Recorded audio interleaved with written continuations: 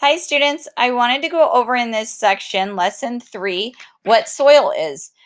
Soil is becoming a hot topic because as different pressures to grow more food and to do so like in a clean, healthy way start to really take effect and be culturally accepted, we're finding that in the soil itself, there's a lot of pesticides and chemicals and things that we've added, and that's had a pressure on soil health, where there's not as many of the natural positive organisms that we need to make healthy soil. So we will talk about that. Soil is actually just broken down rock and decomposed matter that's in a certain space. And plants rely on it in a big way to grow, and its health is very important. So, all kinds of creatures also live in soil, and it's important to keep it healthy for them. So, soil can be made of dead and decaying organisms that have died and they're broken down. That can be plants, that can be animals, and weathered rock. So, there's two types of soil I want to talk about: residual soil and transported soil. So, in this picture, it's obviously showing transported soil. So, it's soil that was up here and is coming down and getting deposited somewhere downstream. So, transported soil is soil that has been moved from one place to another.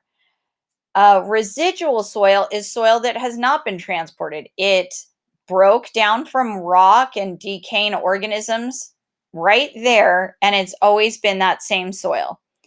So, in telling the health of a soil, you can look at it in two different ways. Taking a soil profile, if I went and dug into this soil and went straight down, over, and up, that would be a soil profile. And if you did the same thing over here.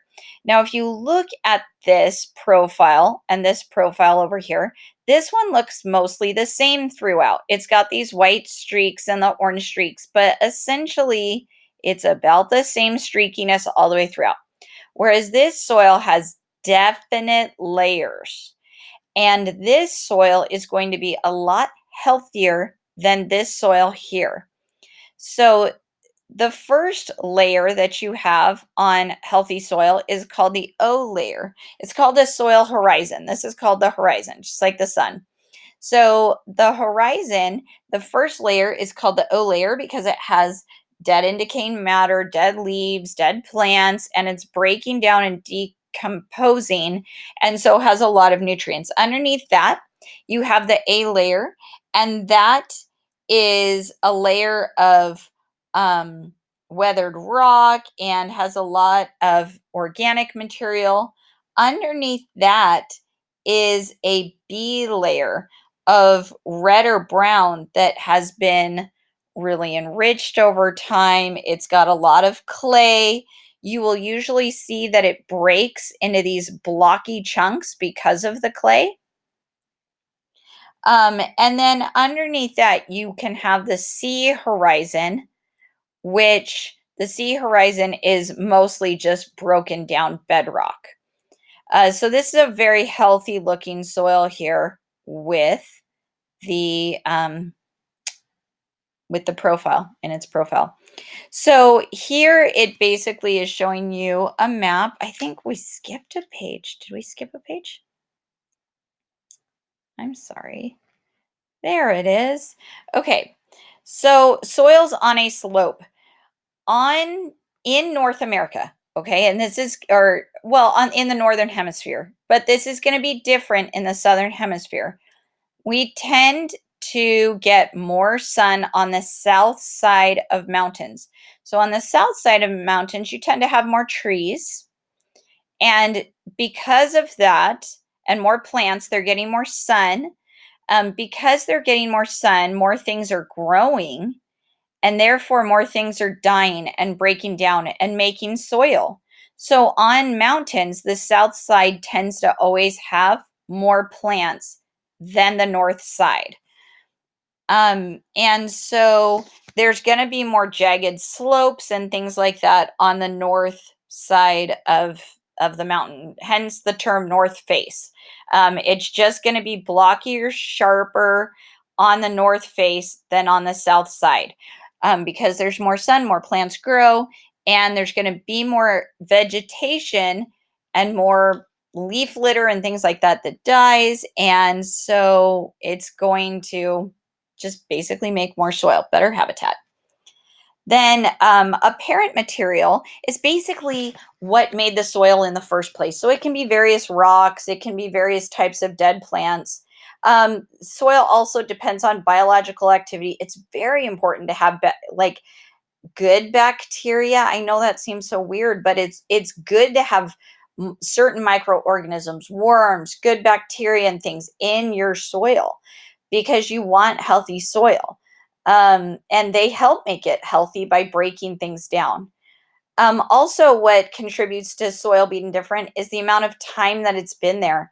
If you've had a bunch of runoff, say you have a river that runs through here and is constantly taking soil off, even though it's been creating soil there, it doesn't stay there. And so it's not going to have much soil health over time. Whereas an area that, there's other areas that have a much longer time that they can develop.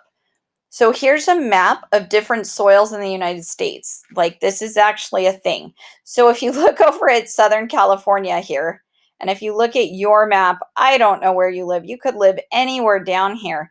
And there's like greens, light greens, black, and some baby blue. Okay, so I'm going to talk about the black. I feel like I'm in one of these black areas right now because mine is basically labeled as rock outcrop, meaning yours is mostly rocky soil. So I know where my house is right now. I'm on straight rock. That wasn't the case when I lived a few miles away, but it is the case right now.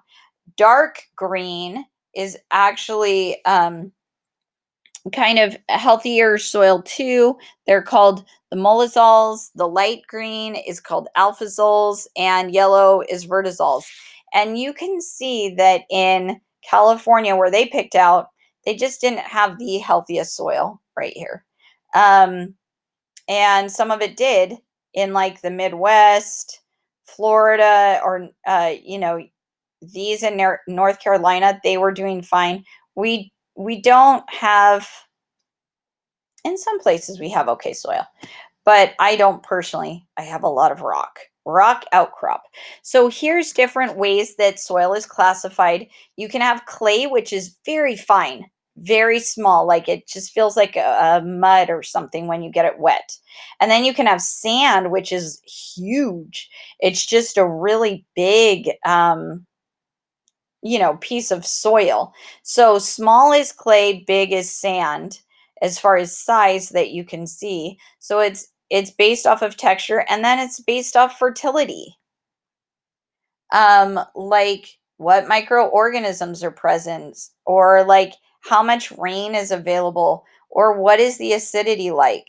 Those are all different ways that soil fertility is determined. So like um how available are the nutrients, what is the topography of the land like, and again, microorganisms, precipitation like rain or snow, and then acidity levels.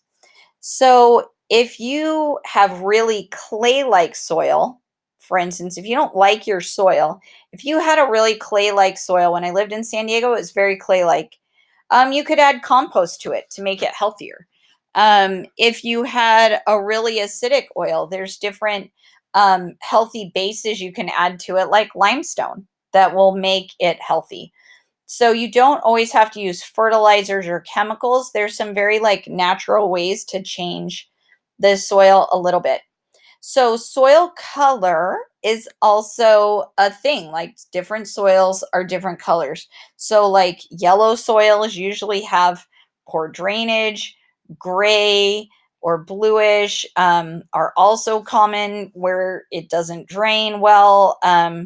It's not always, a lot of people think dark soil is very healthy, lighter soil is not healthy. That's not necessarily the case. However, you can determine the color of soil, and there's a whole chart for that called the Munsell system of color. And it's right here. And people actually do try to determine the health of the soil or what kind of soil it is or what the parent material was by classifying the soil. So that's it for this section, and I hope you have a great day.